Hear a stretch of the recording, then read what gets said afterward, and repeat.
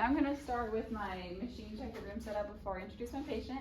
So I'm going to make sure that my machine's hooked up to wall power and make sure that my auxiliary O2 tank is at least half full, crack it, which it is, and then I'm going to come back with the key and close it, make sure there's no pipeline crossover, and then I'm going to check the pipeline pressures on my gases and make sure they're at least 50 psi.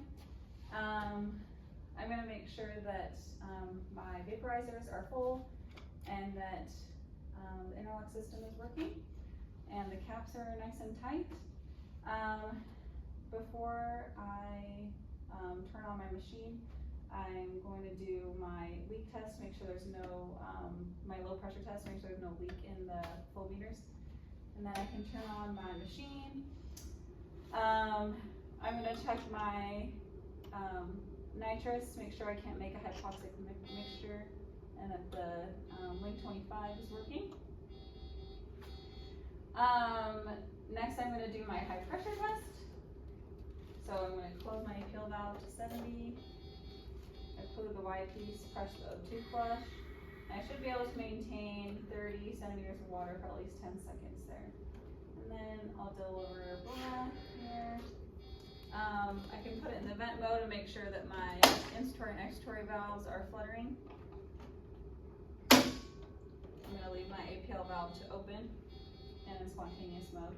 I'm going to make sure my ventilator settings are appropriate for my patient today in case we need the ventilator. And then I can do my O2 analyzer test. I'm going to check my CO2 absorbent to make sure it's not exhausted or desiccated. I'm going to make sure I have the proper monitors, EKG, blood pressure, cuff, and SpO2 monitoring, and my alarm parameters are set up appropriate for her. I'm going to check my suction and then make sure I have an ambu bag. And then taking a look at my emergency airway equipment, I'm going to make sure I have an ET tube that's appropriate size for her, so I'm going to pick a 7.0, and then I'll do a half size below and a half size above. And then I'm going to have my Apple's drugs. I'm going to have some induction drugs ready just in case I need it. So I'm going to have 120 milligrams of pulled up, 100 mics of Fent, and then 60 milligrams of Sux. And then I'll also have my Pitocin and Methergine available to me as well if I need it. And I also have my tape, my oral airways, the right size mask for her, and an LMA just for backup in case I need it. And I'm going to be using a Mac 3 blade for her as well. Okay, I'm just going to turn this off. Okay, so now I'm going to introduce my patient. My patient is a 29-year-old female. She is 60 kilos and 180 centimeters, and her BMI is 18. She is a G2T1 and 0 preterms, 0 abortions, and then 1 living child. Her past medical history includes hyperthyroidism, which she is in remission for, and then she's had a tib fracture with a repair in the past. She's coming in today for an elective C-section, and I'm planning to do a spinal anesthetic with just some nitrous for comfort for her. So next I'm going to do my patient exam. I'm going to go see my patient and do her airway exam first. So she's a Malapati 3, her incisor gap is adequate. It's at least 6 centimeters, and then her thyromental distance is greater than 6, which is normal. Her upper lip bite, she's a class 1, and she's got good neck range of motion without any paresthesias or abnormalities there. For her head to toe, I'm going to auscultate heart and lungs, which sound normal, and then I'm going to ask her some questions if she has histories of stroke, seizures, or paresthesias I need to know about. For cardiac, does she have any prior chest pain, syncopal episodes, shortness of breath, any heart problems I need to know about, any history of asthma, any liver, kidney disease, diabetes, any exercise intolerance, and then I'll ask her about her anesthesia history and what did she have for breakfast. So has she had any prior surgeries with anything notable there, any history of malignant hyperthermia or complications of anesthesia with her or her family in the past. Has she ever been hospitalized, and then has she had like recent cold, cough, or flu? And I'm gonna give her some other options too. So she is going to be considered a full stomach, so if I have to convert to general, I'm going to do an RSI with cricoid pressure, and then she'll be in awake extubational as well. Before we go back, I can also give her 4 milligrams of Zofran, and also consider like some H2 blockers or Reglan or an antacid for her as well. And then I'm going to explain to her the advantages to the regional approach that we're using today. So specifically for a spinal, it's really great because it has a rapid onset of action, and it's a more dense block than an epidural, and it also decreases the OR times as well versus a general. And then just for regional and general, advantages of it is it decreases depressant effects as opposed to a general, and then there's decreased risk of aspiration and blood loss. And then also helps with early mobility post-op, so it decreases like your risk of DVTs and like an ileus developing. Some disadvantages though is you will still feel pressure, and there is a risk for having a high block and causing, cardiovascular collapse. Nerve injury lasts, you can have a post-dural puncture headache, and you can also have other neurological sequelae from that. Sympathectomy, pruritus, shivering, you can have a failed block, and then the hypotension associated with the sympathectomy as well. So alternatives, we can do an epidural, or we can do general and add on like a TAP block or a QL1 block as well, if that's what she chooses. So now that I've explained the procedure and the alternatives, she does sign consent, and now I'm going to check her labs, make sure her she's got good H&H on her CBC, and that her coags are within normal limits as well.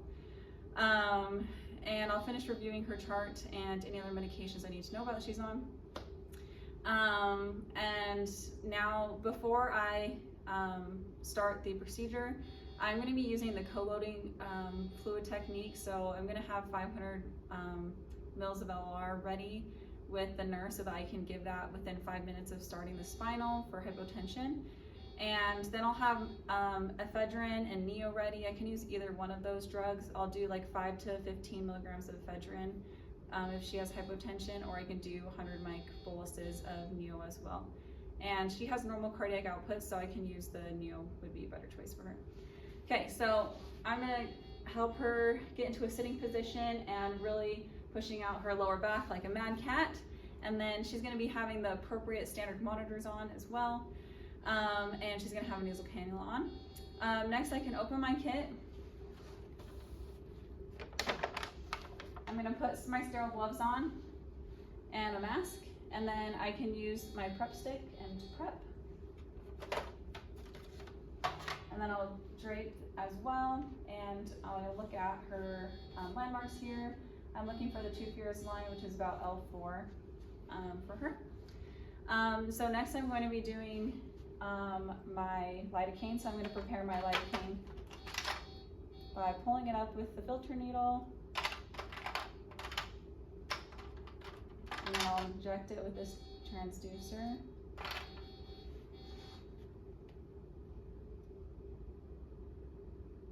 So I'm just going to be doing little skin wheels, and I can also kind of use it to help me find bony prominences or landmarks that I want to avoid.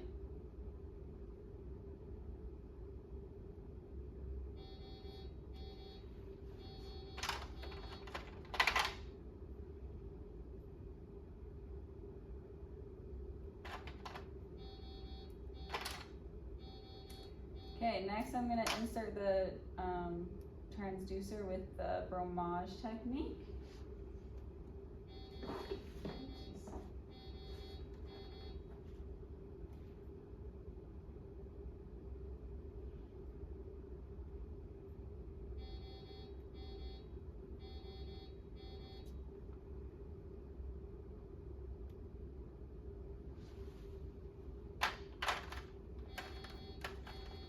Okay, and now I'm going to be using the spinal needle to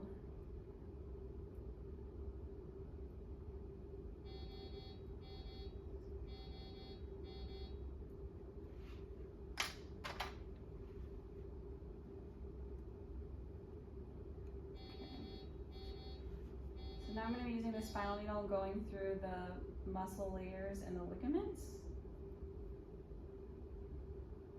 and then I'll be getting, I'll take out the stylet, and then I should be getting my CSF flow out of all 4 quadrants here. And now I can inject my medication. So the medication I'm going to be using is bupivacaine 0.75%, and that's 13 milligrams. And this is hyperbaric because it's in dextrose, 8.25% dextrose. And this will provide like 90 minutes to 120 minutes of surgical anesthesia. It's slow on, has a short duration of action. I can also add some fentanyl to it or Sufent. So for fent, I could do like 20 mics, and Sufent, I can do like 5 mics in there. And that will help to improve the quality of the block. And then I can also do preservative-free morphine, 150 mics, if I want to do some like post-op analgesia as well. Okay, so at this point within the let me inject the medication real quick. So first I'm going to aspirate, and then I'll inject half of it, aspirate again, and then inject the rest. And then I can pull all this out together. Okay, so then within 5 minutes of that, my nurse will give the 500 bolus that we had talked about earlier. And then I need to confirm that my block is at least to the T4 level for the C-section. So I can use a blunt filter needle or like a alcohol swab and assess that. And then another way too, that the surgeon, when they're prepping, that they should just be able to feel pressure on that. And then I'll make sure that my patient is going to be in the supine position with the left uterine displacement for hemodynamic stability. And up to 80% of patients can have hypotension after this spinal, even with the left uterine displacement, and that can be one of the biggest factors for nausea and vomiting. So I'll start a phenylephrine drip at 40 mics per minute. And my patient, I'll leave with a nasal cannula, and we'll have a timeout from the surgeon, and we'll be doing blood pressures every minute until birth. And for Pitocin, after the baby comes out, we're going to do 30 units in a 500 ml bag to make sure that the uterus is contracting nicely. And then I can kind of titrate the phenylephrine to off at that point. So now we're going to go to give a report to the L&D nurse. So this is Allison Fulmer. She's a 29-year-old female, and she doesn't have much pertinent history other than hyperthyroidism. She came in today for a scheduled C-section, and we did a spinal anesthetic with 0.75% bupivacaine, and I also added some fentanyl to help with the quality of her block. No other abnormal labs or allergies that you need to know about, and her estimated blood loss was about 500 mils, and she also got a 500 ml bolus of LR in the OR. And then for post-op, you can do some Zofran PRN for nausea and vomiting.